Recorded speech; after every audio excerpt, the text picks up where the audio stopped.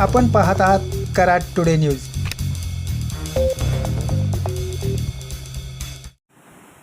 सातारा जिल्ह्यात मान्सूनचे जोरदार आगमन झाले असून कोयना पाणलोट क्षेत्रात 55 मिलीमीटर पावसाची नोंद झाली आहे।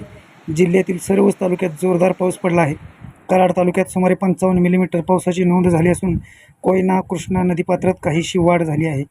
शिवाय पहिल्याच पावसाने कराड जवळचा खोडशी बंधाऱ्यावरून पाणी वाहू लागले आहे।